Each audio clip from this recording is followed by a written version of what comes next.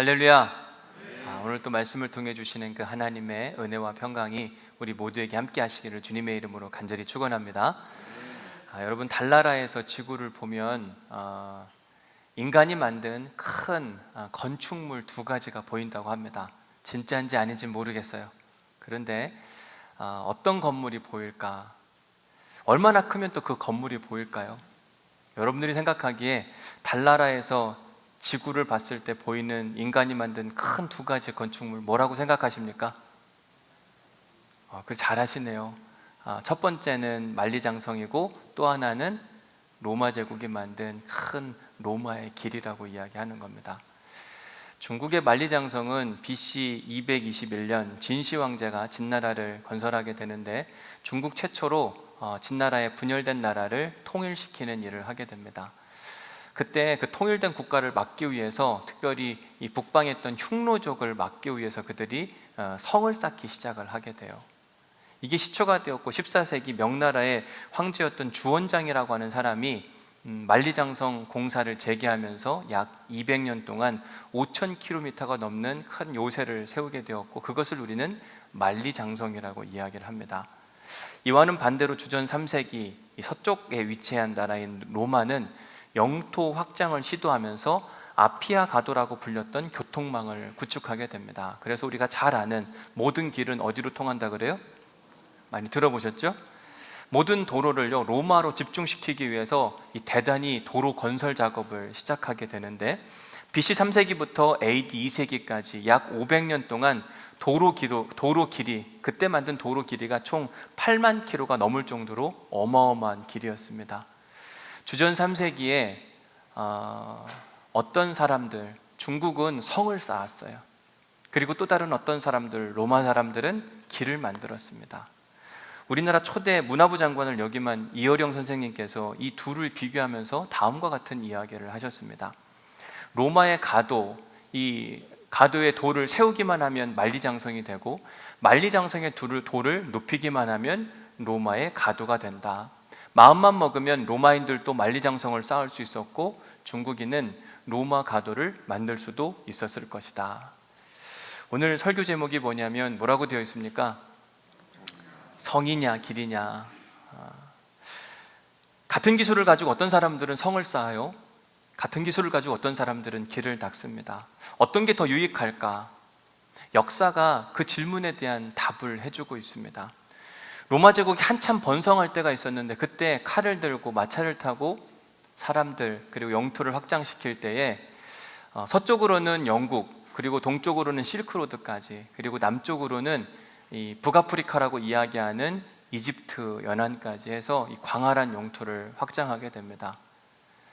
로마 제국 이렇게 영토 확장에 힘을 낼 수 있었던 결정적인 이유 중에 하나가 뭐냐? 그건 바로 이 주전 3세기에 아피아스라고 이야기하는 로마의 장군 중에 한 사람이 군사 목적으로 도로를 만들기 시작했는데 그 도로가 기초가 되어서 로마 제국은 영토 확장을 빠르게 가져갈 수 있는 것을 보게 됩니다. 그런데 이 로마의 도로는요 단순히 영토 확장하는 데 쓰였을 뿐만 아니라 사람들의 교류를 활발하게 만들어줬습니다. 그래서 정치, 경제, 문화, 심지어 종교까지 서로가 서로의 것을 배웠어요.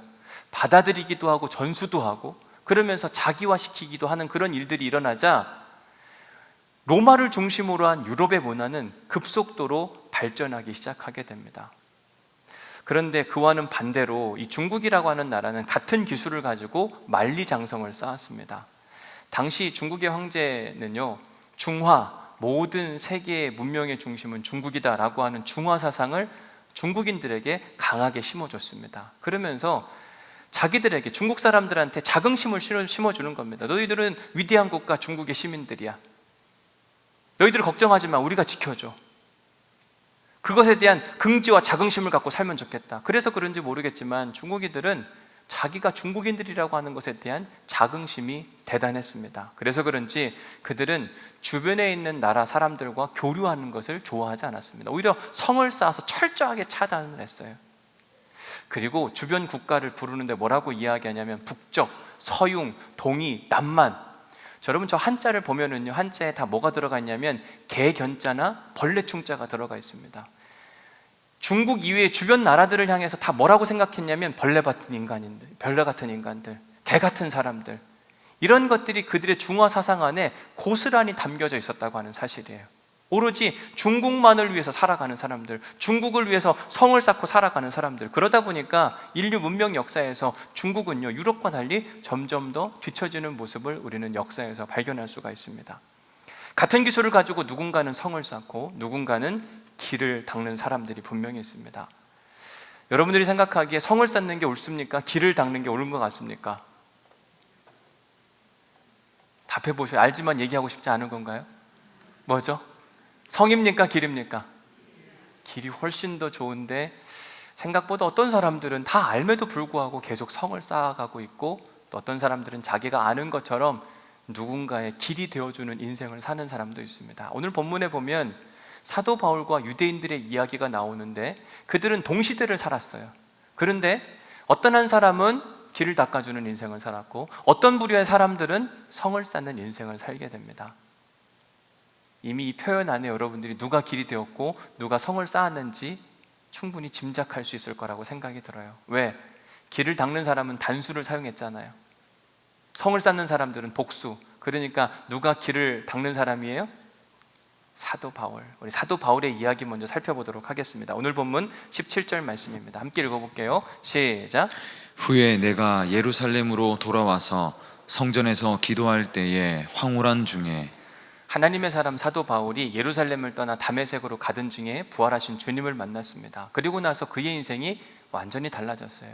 이전에는 예수 믿는 사람들을 박해하는 사람이었습니다. 그런데 부활하신 주님을 만나고 나서는 부활의 주님을 선포하는 인생으로 완전히 달라지게 됐어요. 그 일이 일어났던 것이 AD 32년인데 바울은 그 사건 이후에 3년 동안 아라비아 광야로 가서 또 다른 영적 수련을 하게 됩니다. 하나님을 더 깊이 알아가는 그 과정, 예수 그리스도가 누구이신지를 더 깊이 알아가는 과정의 시간을 3년 동안 가졌어요. 그리고 나서 AD 35년 그는 다시 어디로 돌아오냐면 예루살렘, 그가 이전에 주로 활동했던 예루살렘이라고 하는 도시로 돌아오게 돼요. 그리고 나서 예루살렘 성전에서 기도를 하는 중에 환상을 보게 됩니다. 우리 18절 말씀 같이 읽어봅니다. 시작. 봄에 주께서 내게 말씀하시되 속히 예루살렘에서 나가라. 그들은 내가 내게 대하여 증언하는 말을 듣지 아니하리라 하시거늘. 봄에 사도 바울이 성전에서 간절히 기도하는 중에 봄에 뭔가를 봤어요. 뭘 봤냐면 주님께서 자기에게 말씀을 하시는데 뭐라고 이야기했다고요? 예루살렘을 그것도 속히 떠나라고 이야기합니다. 왜 그런가? 그들은, 여기서 말하는 그들이 누구냐면 유대인들을 이야기하는 겁니다. 자기를 죽이려고 했던 그 유대인들, 내게 대하여 증언하는 모든 말을 그들이 듣지 않을 거야. 그뿐만 아니라 그들은 너에 대해서 죽음을 각오하고 막 달려들 수도 있으니까 얼른 빨리 떠나면 좋겠다. 분명한 예수님의 명령이었습니다. 그러자 바울이 뭐라고 이야기하는가? 19절, 20절 말씀 같이 읽어볼까요? 시작. 내가 말하기를 주님 내가 주를 믿는 사람들을 가두고 또 각 회당에서 때리고 또 주의 증인 스데반이 피를 흘릴 때에 내가 곁에 서서 찬성하고 그 죽이는 사람들의 옷을 지킨 줄 그들도 아나이다. 다시 풀어 설명하면, 예수님, 저들은 제가 과거 어떤 인생을 살았는지 누구보다 잘 알고 있습니다. 심지어 스데반을 죽일 때 제가 찬성했고 함께 그 무리 안에 있었던 사람들도 있습니다. 그러니 제가 저들에게 과거에 이런 인생을 살았는데 지금 이런 변화된 인생을 살게 된 계기, 그 십자가 복음을 설명한다면 저들도 분명히 큰 변화, 영적으로 회심하는 은혜가 있을 겁니다. 걱정하지 마시고 저한테 한번 맡겨주시면 좋겠습니다. 바울이 이런 이야기를 해요. 그런데 여러분 잘 생각해 봐야 되는 게 뭐냐면, 바울이 예루살렘을 떠나서 다메섹으로 가는 중간에 부활하신 주님을 만났잖아요. 너무 기쁘고 행복했어요. 그래서 그는 다메섹으로 가서 이 다메섹에 살던 유대인들에게 자신이 만난 예수님을 소개하기 시작합니다. 그때 어떤 일이 일어났는가? 사도행전 9장 22절 말씀에 보면 사울은 힘을 더 얻어서 예수를 그리스도라 증언하였더니 다메섹에 살던 유대인들이 어떻게 됐다고요? 당혹스러웠다고 하는 건 긍정적입니까? 부정적입니까? 부정적이에요. 예수님을 증거하니까 왜 저렇게 하지? 저 사람은 뭐지? 왜 이런 일이 일어났지? 부정적인 견해가 막 생겨나기 시작했습니다. 근데 그걸 넘어서 23절에 보니까 같이 읽어볼까요? 시작. 여러 날이 지남에 유대인들이 사울 죽이기를 공모하더니 어떻게까지 했다고요? 죽이고 싶었다고 이야기를 합니다. 이처럼 사도 바울은 다메섹에서 유대인들에게 복음을 증거했다가 큰 실패를 했습니다. 그런데도 불구하고 지금 바울이 3년 동안 아라비아 광야에서 영적 훈련한 다음에 다시 어디로 돌아왔냐면 예루살렘으로 돌아왔습니다. 그리고 유대인들에게 복음을 증거하겠다고 이야기해요. 이게 가능한가? 왜 그렇게 사도 바울은 하려고 한 것일까? 이유가 있어요. 그 이유가 뭐냐면 바울은 자기가 자기의 동족인 유대인들에게 하나님 나라 가는 길이 되어주고 싶었던 겁니다. 이 일을 통해서 혹여나 내가 고난과 아픔과 어려움을 당한다 할지라도 오케이, 난 괜찮다고 이야기를 하는 거예요. 내가 저들의 구원의 디딤돌만 되어줄 수 있다면 전혀 문제가 되지 않는다. 하나님 걱정하지 마십시오. 내가 죽어서 저들만 살릴 수만 있다면 나는 그 인생을 살고 싶습니다. 바울의 간절한 고백이었어요. 이런 믿음의 결단을 가지고 사도 바울은 예루살렘으로 왔고 성전에서 유대인들에게 복음을 전하기 위한 준비 기도를 한참 하고 있는데 부활하신 주님께서 나타나서 하시는 말씀이 뭐냐면 그들 포기해. 안 돼. 절대로 네 얘기 듣지 않을 거야. 너 그 일 했다간 큰일 당할 텐데 그만 마음 접고 속히 예루살렘을 떠나라고 이야기합니다. 그런데도 불구하고 신기하게 바울은 계속해서 예수님을 설득하는 이야기가 오늘 본문 안에 자세히 나오고 있습니다. 저는 이 모습을 보면서 사도 바울이 자신이 가진 복음에 대한 열정, 그리고 하나님께서 그에게 주신 이 달란트, 그것을 이용해서 그는 성을 쌓는 사람이 아니라 누군가의 길이 되어주려고 애를 쓰고 있구나라고 하는 생각을 하게 됐어요. 그도 그럴 것이 사도 바울은 AD 47년 수리아 안디옥 교회에서 큰 교회의 부흥을 경험한 사람입니다. 여러분 사도행전 11장 26절 말씀 함께 읽어보겠습니다. 같이 읽습니다. 시작. 만남에 안디옥에 데리고 와서 둘이 교회에 1년간 모여 있어 큰 무리를 가르쳤고 제자들이 안디옥에서 비로소 그리스도인이라 일컬음을 받게 되었더라. 만남에 누가 누구를 만난 거냐면 바나바가 길리기아 다소에 있던 사울을 만난 겁니다. 사도 바울을 만났어요. 그리고 그를 데리고 어디로 왔냐면 수리아 안디옥 교회로 와서 둘이 바나바와 사도 바울이 함께 1년간 교회에서 사역을 하게 되는데 얼마나 많은 사람들이요? 큰 무리가, 사람들 큰 무리를 그 두 사람이 가르치고 또 가르쳤더라. 이 표현 안에서 초대교회 성도들은 안디옥 교회가 얼마나 큰 부흥이 있었는지를 짐작할 수 있었다고 이야기합니다. 자, 여러분, 교회가 막 한참 성장하고 있어요. 부흥하고 있습니다. 그런데 그 교회를 두고 선교지로 가고 싶을까요? 안 가고 싶을까요? 안 가고 싶은 게 인간의 본성이에요. 그런데 어느 날 사도행전 13장에 보니까 성령님께서 뭐라고 말씀하시냐면 두 사람을 선교지로 보내라고 말씀하세요. 두 사람이 성령의 보내심을 받아 어디로 갔어요? 구브로라고 하는 섬으로 보내짐을 당하는 겁니다. 이때 하나님의 사람이었던 사도 바울이 어떻게 반응했을까? 그가 만약 자신의 성공을 위해서라면 절대로 그 교회 수리아 안디옥 교회를 안 떠나고 싶어 했을 겁니다. 여기가 좋사오니 하나님, 내가 지금 AD 32년에 회심해서 지금 AD 47년까지 15년 동안 기다렸다가 이 놀라운 부흥을 경험했는데 어떻게 나한테 이 교회를 두고 떠나라고 이야기합니까? 저 못하겠습니다. 몇 년만 더 있으면 안 될까요? 아니, 지금 저는 여기 있을 테니까 다른 사람을 좀 보내시면 좋겠습니다. 그러나 사도 바울은 성을 쌓는 사람이 아니었어요. 믿음을 가지고 길이 되어주기 위해서 그 부흥하던 교회를 내려놓고 성령이 보내심에 구브로 섬으로 가서 거기에 있던 이방인들과 유대인들에게 십자가 복음을 증거하는 복음의 통로가 되기를 간절히 소망하는 그의 모습을 보게 됩니다. 결국 사도 바울은요, 평생 누군가의 길이 되어주는 인생을 살다가 주님 품으로 돌아가게 됐습니다. 오늘 본문에 등장하는 사도 바울 역시 자기를 시기하고 질투하고 모함하고 심지어 죽이려고까지 했던 그 사람들을 향해서 복음을 이야기합니다. 사랑하는 형제들이여, 여러분들이 복음을 아셔야만 합니다.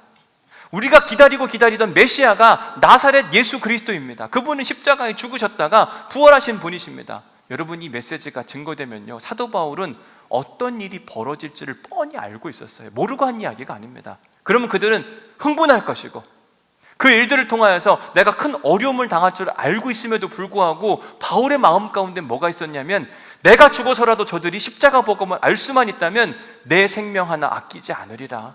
마치 예수님과 같았어요. 예수님도 자기의 생명이 죽어서 온 인류가 구원받기를 원했던 것처럼 바울에게는 통일한 모습이 있었습니다. 이 모습을 보면 바울은요, 자기 성을 쌓는 사람이 아니라 누군가에게 길이 되어주기를 간절히 원했던 사람이에요. 이와는 반대로 유대인들, 이들은 자기 성을 쌓는 그런 인생을 살게 됩니다. 하나님의 사람 사도 바울이 안토니아 요새에 올라가서 이 천부장의 이 허락을 받고 연설의 단에 올라가서 연설을 시작하게 됩니다. 그러자 청중들이 그 이야기를 아주 재밌게 들었습니다. 왜냐하면 바울의 과거 이야기, 그가 어떤 인생을 살게 되었고, 그리고 지금은 예수 그리스도를 만나서 어떤 과정을 겪어왔는지 마치 간증 집회와도 같았어요.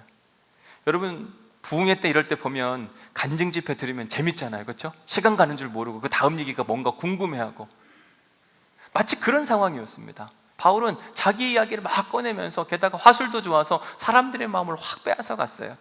그런데 듣다 보니까 유대인들 마음이 불편해지기 시작했어요. 어느 대목에서 불편했는가? 유대인들을 놓고 가라, 속히 예루살렘을 떠나라, 저들은 안 될 인간들이야 라고 이야기했던 그 이야기를 듣자 마음이 막 불편하고 흥분했던 거죠. 좀 그럴 것이, 만약에 제가 온누리교회는 안 돼, 설교 시간에 이렇게 했다고 생각해 보세요. 이 사람들 포기해, 저보고 막 얼른 떠나라고 했다는 이야기를 제가 주님으로부터 들었다 그러면 여러분 기분 엄청 좋으시겠죠, 그렇죠? 제가 주님의 말씀 듣고 막 설교하니까. 바울의 마음, 그건 본인이 그렇게 듣고서 막 설교를 했는데 유대인들의 마음이 막 불편한 거예요. 근데 그거보다 더 결정적인 사건 하나가 있었어요. 자, 오늘 본문 21절 말씀입니다. 같이 읽어볼게요. 시작. 나더러 또 이르시되 떠나가라, 내가 너를 멀리 이방인에게로 보내리라 하셨느니라. 이방인에게로 보내리라. 여러분, 지금 유대인들이 불편한 얘기를 들었는 첫 번째, 하나님이 유대인들을 포기하셨다. 쟤네들은 복음을 이야기해도 못 들을 인간들이니까 얼른 속히 떠나라. 이것도 불편했는데 또 하나 이야기, 이방인으로 너를 보내겠다. 유대인들을 포기하고 이제는 이방인에게 복음을 증거해서 이방인을 구원의 통로로 사용하겠다. 이 말씀이 유대인들에게 너무 불편했어요. 왜? 유대인들은 그런 생각을 안 했거든요. 자기들은 민족적인 자긍심이 굉장히 대단했습니다. 하나님이 아브라함을 선택하셨고 이삭과 야곱, 이스라엘 민족의 주인이 되셔서 우리 가운데 사랑을 베풀어 주실 뿐만 아니라 유대인들을 통해서만 구원의 역사가 일어난다고 생각했는데, 지금 사도 바울이 뭐라고 이야기했냐면 유대인들은 버림당했다. 뿐만 아니라 유대인들에 대한 관심이 이제는 이방인에게로 옮겨갔다. 마치 유대인들을 농락하는 그런 분위기 때문에 유대인들의 감정이 막 북받쳐 오른 겁니다. 그래서 어떻게 행동하는가? 오늘 본문 22절, 23절 보십시오. 시작. 이 말하는 것까지 그들이 듣다가 소리질러 이르되 이러한 자는 세상에서 없애버리자, 살려둘 자가 아니라 하여 떠들며 옷을 벗어 던지고 티끌을 공중에 날리니. 먼저 소리를 질렀습니다. 사람들이 그냥 조용조용히 한 게 아니라 여론몰이를 하면서 자기의 흥분한 감정을 막 표현하는 거예요. 소리를 지르자. 그리고 뭐라고 이야기하냐면 저자를 없애버려야 된다. 마치 예수님을 향해서 했던 성난 군중들과 똑같아요. 거기서 끝나지 않고 더 떠들면서 옷을 벗어 던지고 티끌을 만들어서 막 먼지가 일어나면서 사람들의 마음이 점점 더 과격해진 모습들을 보게 돼요. 왜? 자기 유대인들을 건드렸다는 거예요. 이 자존심에 스크래치 나도록 만들었다. 어떻게 그럴 수가 있냐? 너무 화가 나서 한 행동이었어요. 여러분, 중국은요, 중화사상의 반기를 든 그 어떤 누구도 남녀노소를 물어나고 무자비 원칙을 고수하고 있습니다. 우리가 얼마나 대단한 민족인데 우리를 무시해? 그들은 용납하지 않아요.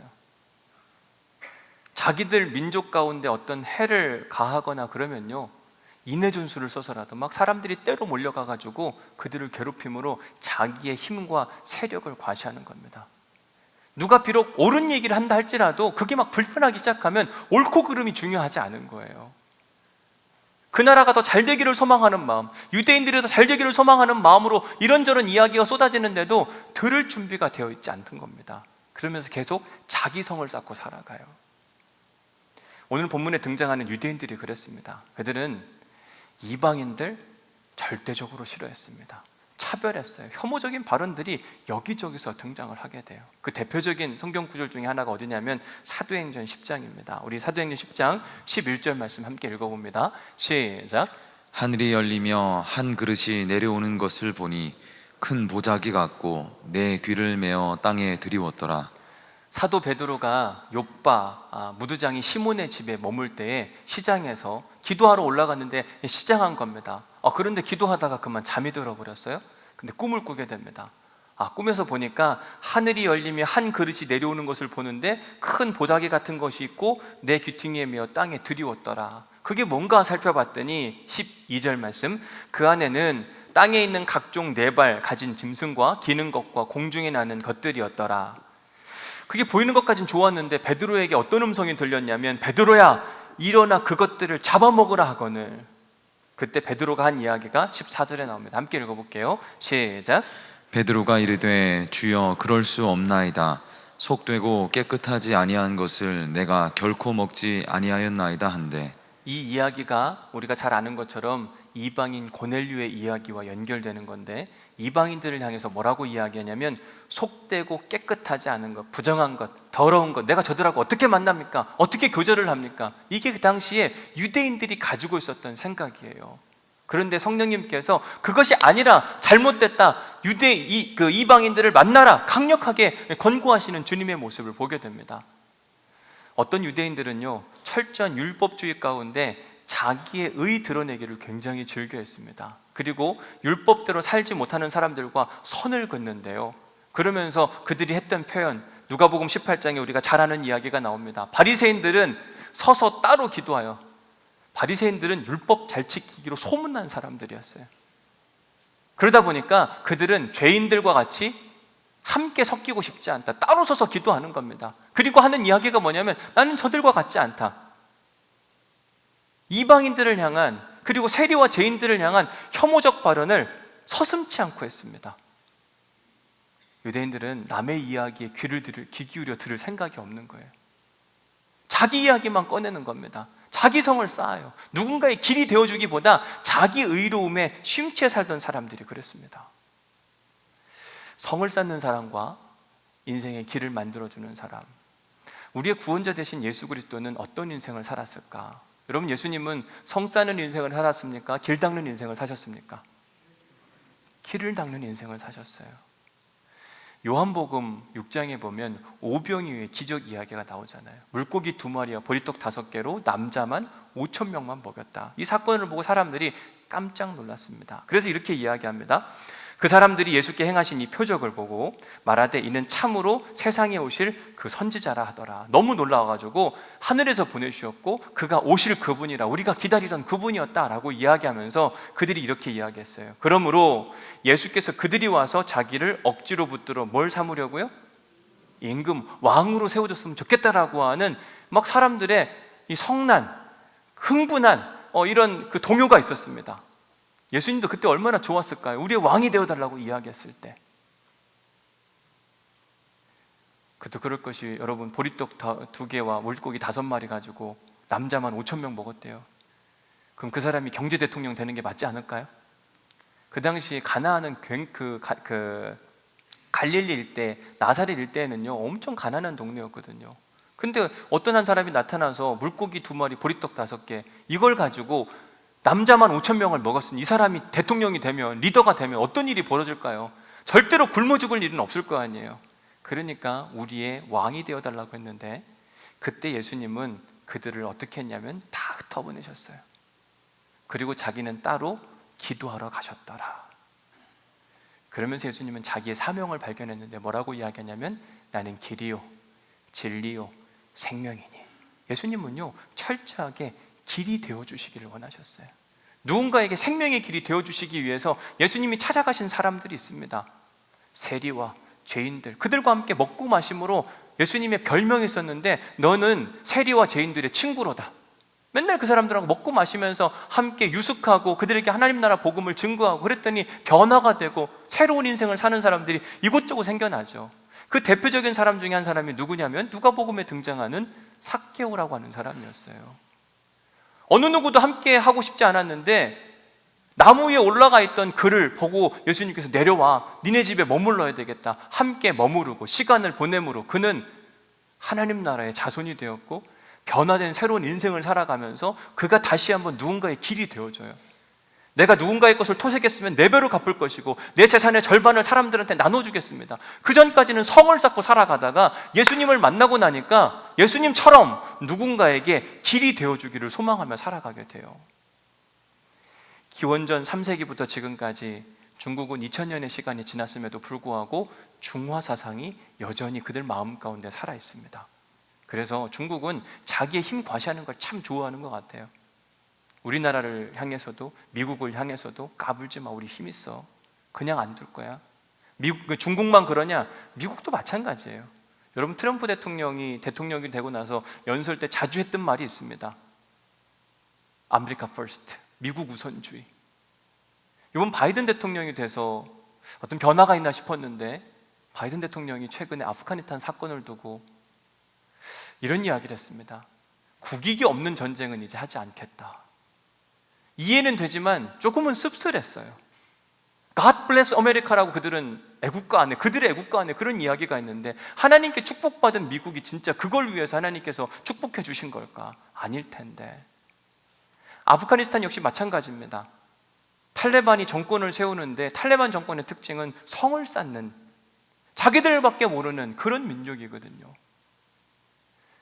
세상에 자기 성을 쌓고 살아가는 사람들이 너무너무 많아요.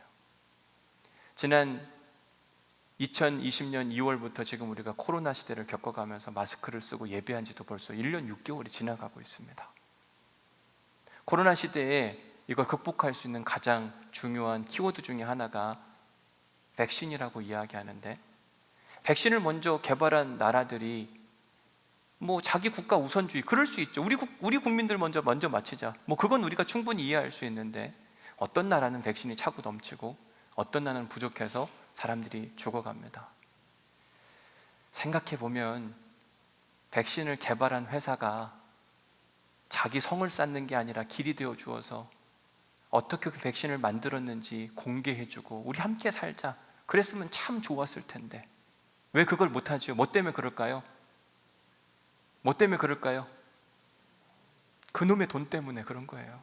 자기 성을 쌓아가서 이때 더 많은 돈을 벌어버리라. 모두가 지금 죽어가고 있잖아요. 성을 쌓아가면 쌓아갈수록 함께 사는 게 아니라 소수만 살고 모두가 죽어가거든요. 근데 하나님은 그 성이 무너져서 그 돌이 성이 아니라 길이 되는 데 사용되기를 간절히 원하고 계십니다. 사랑하는 성도 여러분, 과연 우리는 이런 사람들한테 손가락질 할 수 있을까요?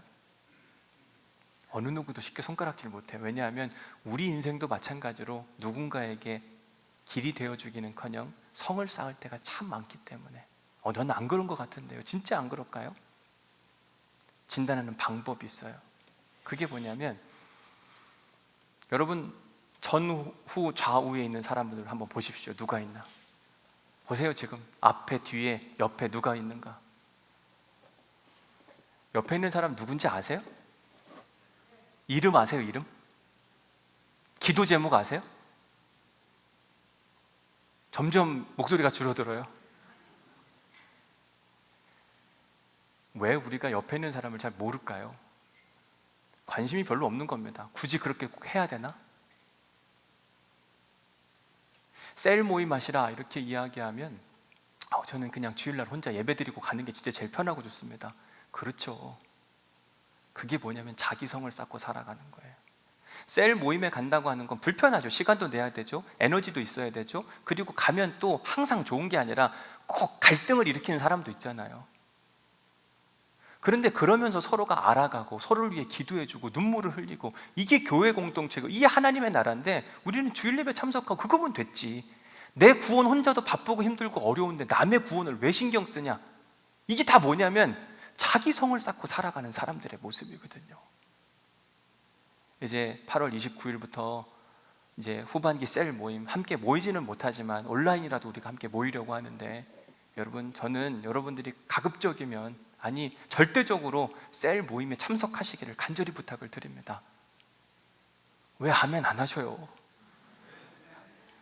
진짜 계속 성 쌓으시고 살아가실 거예요? 예수님은 성 쌓는 분이 아니라고 이야기하고 나는 그렇게 살긴 싫다, 이것처럼 앞뒤가 안 맞는 말이 어디 있어요? 셀 모임 해야 되겠죠?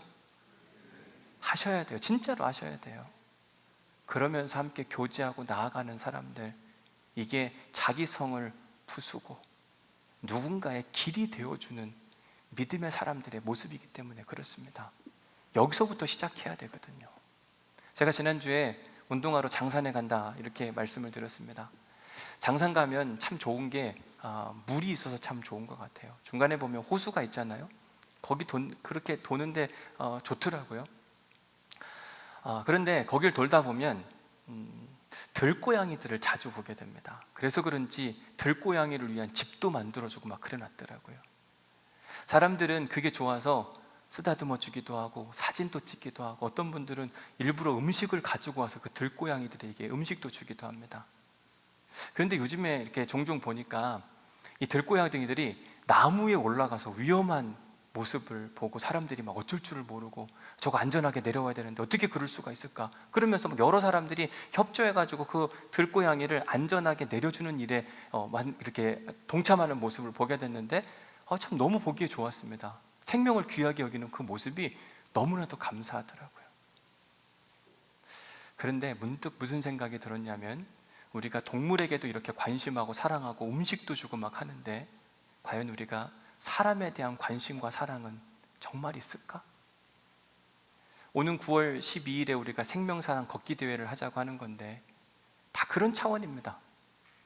우리가 고양이도 그렇게 귀하게 여기는데 정말 사람은, 곁에 있는 내 이웃은, 내 가족은, 주변에 있는 사람들 정말 내가 잘 관심하고 사랑하고 누군가 죽으려고 하면, 위험에 처하면 그들을 안전한 곳으로 안내해 주려고 우리가 하고 있는가?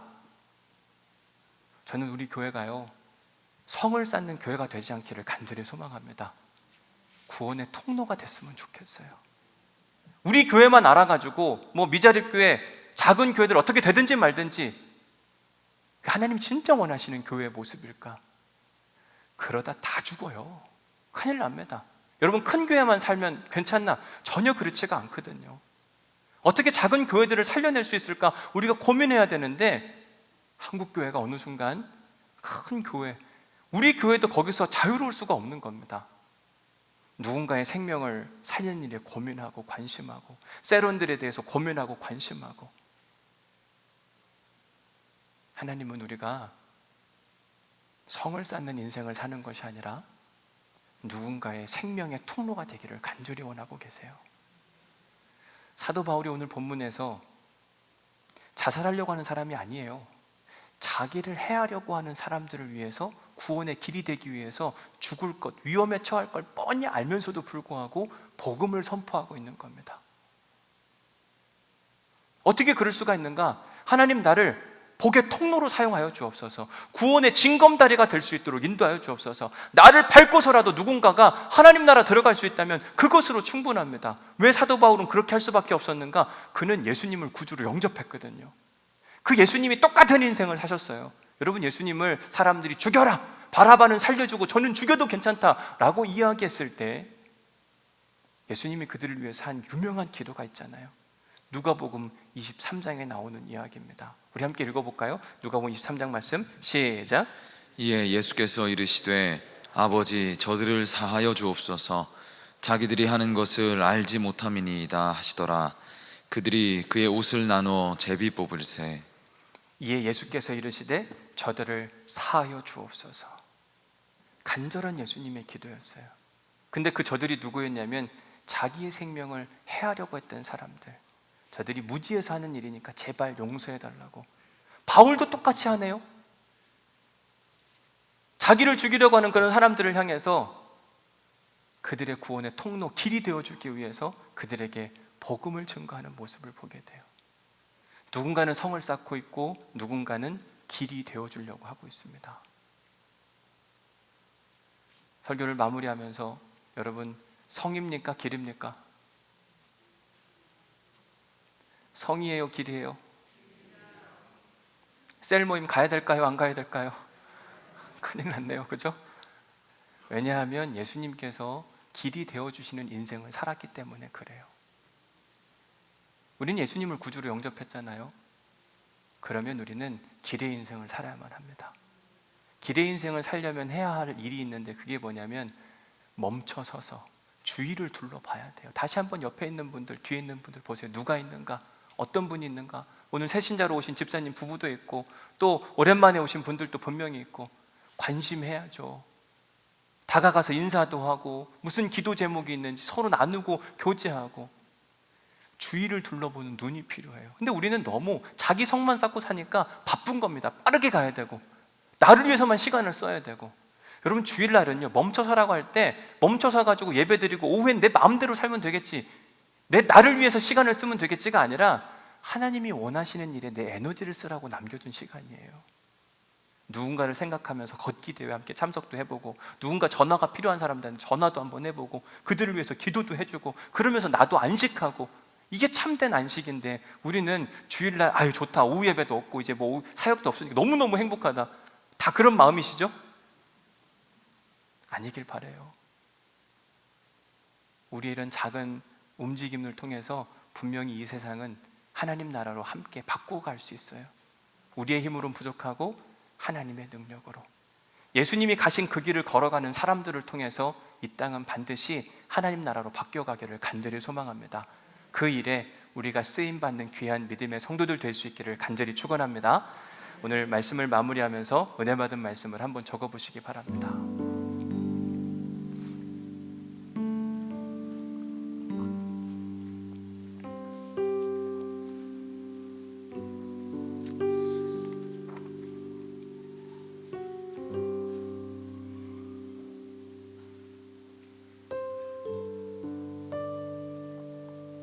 두 번째 질문입니다. 괄호가 있네요. 당신은 그 괄호의 첫 번째는 뭘까요? 성을 쌓는 인생입니까? 두 번째는 길을 닦는 인생입니까? 한번 스스로 잘 생각해 보십시오. 난 어떻게 살아왔는가? 자기 성을 쌓으며 살아오진 않았는가? 내가 누군가의 길이 되어줬는가? 한번 점검하는 시간이 꼭 필요할 것 같아요. 때로는 내 아내, 내 남편, 내 아이들, 여러분 이건요 기본입니다. 기본. 이걸 넘어서서 우리의 부모님, 우리의 형제들, 그리고 조금 더 넘어서서 우리의 이웃들, 더 넘어서서 내가 알지 못하는 사람들, 그걸 한 번 더 넘었으면 우리의 원수들까지. 오늘 본문의 사도 바울은 원수들을 위해 길이 되어주려고 애를 썼어요. 예수님 역시 마찬가지였습니다. 한 번에 갈 수는 없을 겁니다. 그런데 저는 우리 온누리교회 성도들이 길이 되어주는 인생이 될 수 있기를 간절히 소망합니다. 세 번째 질문입니다. 되게 중요한 질문. 당신이 아는 중보기도 제목. 중보기도 제목이라고 하는 건 내 기도 제목이 아니라 타인의 기도 제목이에요. 한번 적어보십시오. 몇 개나 되나? 누구 이름 적고 아 이런 기도 제목이 있었다, 누구 이름 적고 이런 기도 제목이 있었다. 한번 적어보세요. 시간을 드릴게요.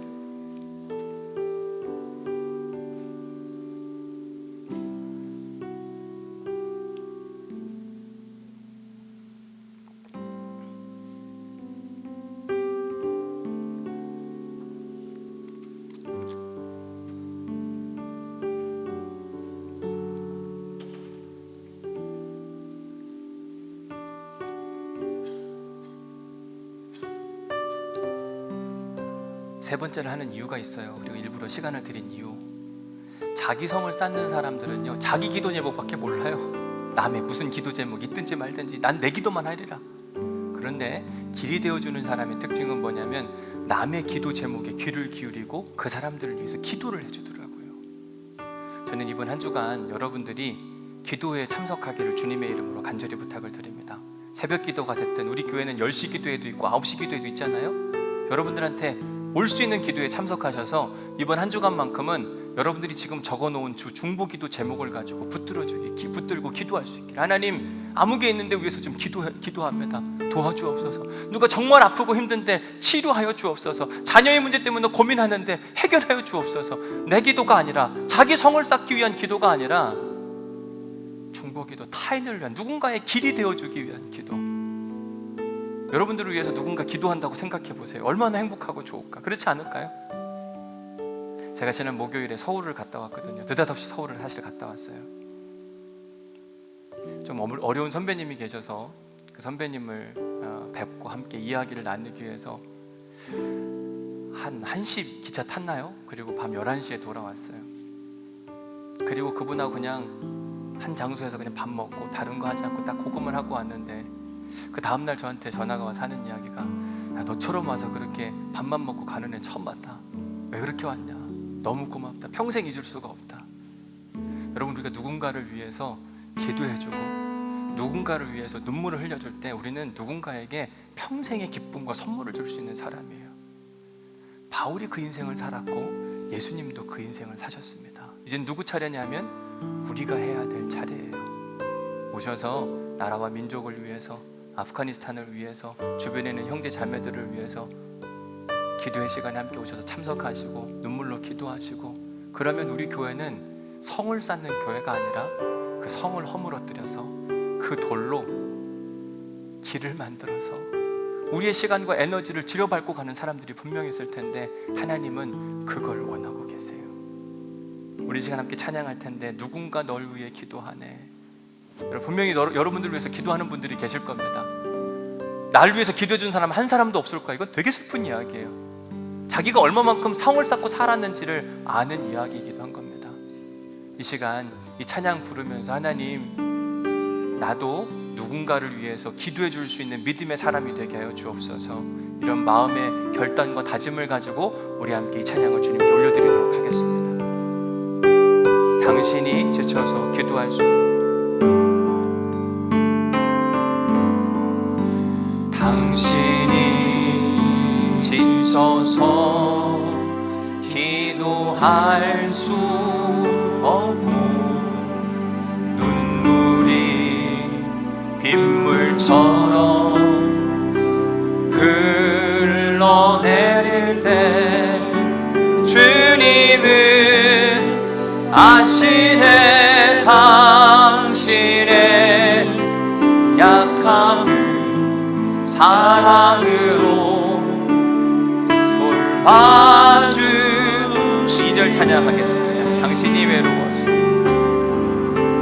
당신이 외로워 홀로 남았을 때 당신은 누구에게 위로를 얻나. 주님은 아시네. 당신의 마음을 그대 홀로 잊지 못하는,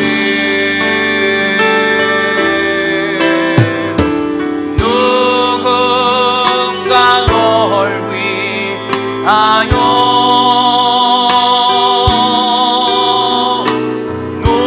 누군가 기도하네. 내가 홀로 외로워서 마음이 무너질 때 누군가 널 위해 기도. 우리 2절 한번 합시다. 당신이 외로워져, 당신이 외로워 홀로 남았을 때 당신은, 아멘, 누구에게 위로를 얻나. 주님이십니다. 주님은 아시네. 당신의 마음을 그대 홀로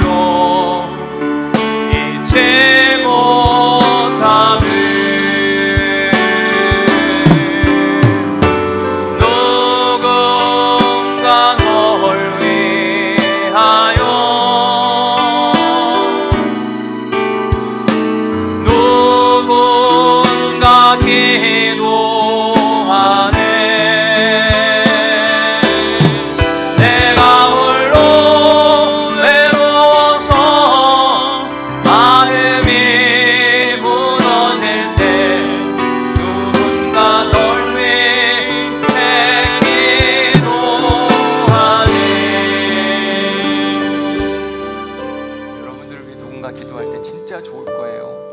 그죠? 저도 누군가가 저를 위해서 기도해 준다면 진짜 좋거든요. 너무 행복하거든요. 왜? 내가 사랑받고 있다는 증거이고 내가 그 기도의 힘으로 살아감을 알 수 있기 때문에 바라기는 여러분들이 누군가가 여러분들을 위해 기도해 주는 믿음의 사람들이 될 수 있기를 간절히 소망합니다. 그리고 우리도 누군가를 위해서 진짜 힘들고 어려운 분들 많으실 거거든요. 위해서 기도하는 그 시간을 따로 세워놓을 수 있기를, 이 시간 다 함께 자리에서 일어나셔서 우리 결단하는 마음으로 후렴으로, 주님 제가 이제 기도하는 사람 되겠습니다. 누군가를 위해 간절히 기도합니다. 주님 질병을 가진 자들 치유하여 주옵시고, 재정의 문제 주님 해결하여 주옵시고, 자녀의 문제 주님께서 책임져 주옵시고, 이런 기도를 할 수 있는 믿음의 소망이 되기를 소망하는 마음으로 우리 함께 후렴 찬양하겠습니다. 누군가 널 위하여, 누군가 기도하네. 내가 홀로 외로워서 마음이 무너질 때 누군가 널 위해, 우리 이번에 찬양할 때 누군가 날 위해 기도하네. 주님께서 기도하십니다. 누군가 날 위하여,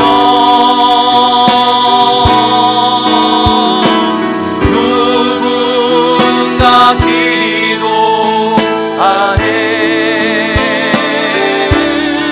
내가 홀로 외로워서 마음이 무너질 때 누군가 날 위해 우리 한 번 더 찬양합니다. 하나님, 이제 내가 누군가를 위해서 기도하겠습니다.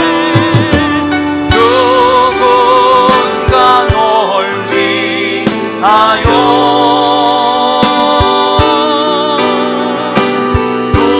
누군가 기도하네.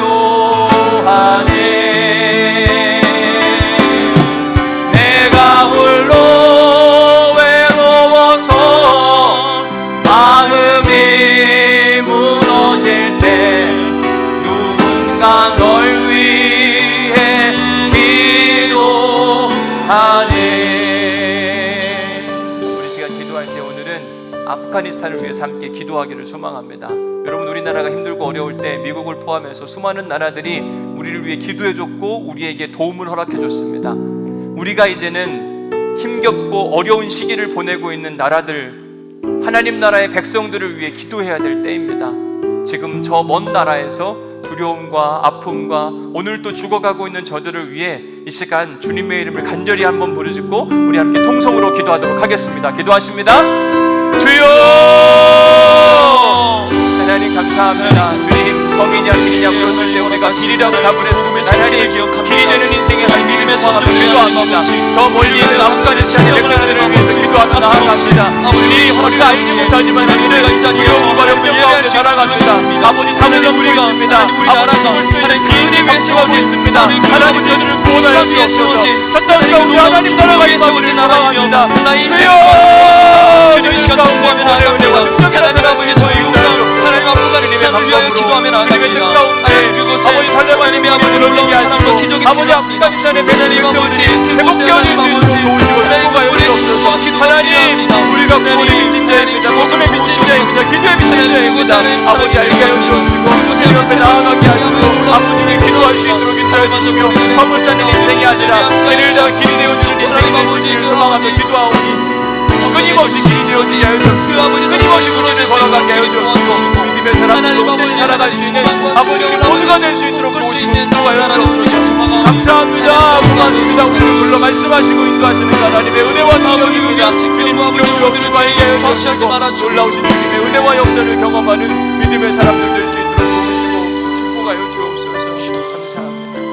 고맙습니다. 하나님 감사합니다. 오늘도 저희들에게 말씀을 주셔서 성이냐 길이냐 물으시는데 알고 보니 우리가 성을 쌓고 사는 인생들이었습니다. 하나님, 나밖에 모르고 살 때가 참 많습니다. 셀 모임도 가지 않고 누가 뭐라고 하면 귀찮아하기도 하고 주님, 우리를 용서하여 주옵소서. 우리의 마음을 열게 하시고 우리가 이제 세워놓은 우리의 인생의 도를 가로눕히게 하여 주옵소서. 누군가에게 길이 되어서 하나님 길 되는 믿음의 교회가 되게 하시고 우리를 통하여서 놀라운 하나님의 역사가 나타날 수 있도록 인도하여 주옵소서. 특별히 아프가니스탄을 축복하며 기도합니다. 하나님, 저 땅 가운데 하나님 나라가 임하게 하여 주옵소서. 주의 통치가 이루어지길 소망합니다. 지금도 힘없고 연약한 여성들과 어린 아이들이 죽어갑니다. 주님, 용서하여 주옵소서. 주님, 우리가 기도의 빚을 졌고 선교의 빚을 졌습니다. 빚을 졌는데 안 갚을 수가 없습니다. 하나님, 저들을 위해 기도의 빚을 갚게 하여 주옵시고 선교의 빚을 갚게 하여 주옵시고 우리 온누리교회가 성을 쌓는 교회가 아니라 길이 되어주는 교회가 될 수 있도록 도우시고 축복하여 주옵소서. 이제는 우리 주 예수 그리스도의 은혜와 아버지 하나님의 극진하신 사랑과 성령님의 감동, 감화, 역사, 교통, 위로하심이 남의 중보기도 제목을 적고 그들을 위하여 기도하기로 다짐하며 이제는 성을 쌓는 인생이 아니라 그 성을 부수어서 누군가에게 길이 되어주기를 소망하고 다짐한 결단한 우리 온누리교회 모든 성도들 가운데 지금으로부터 하나님의 은혜와 평강과 샬롬이 영원히 함께 하시기를 간절히 축원하옵나이다. 아멘.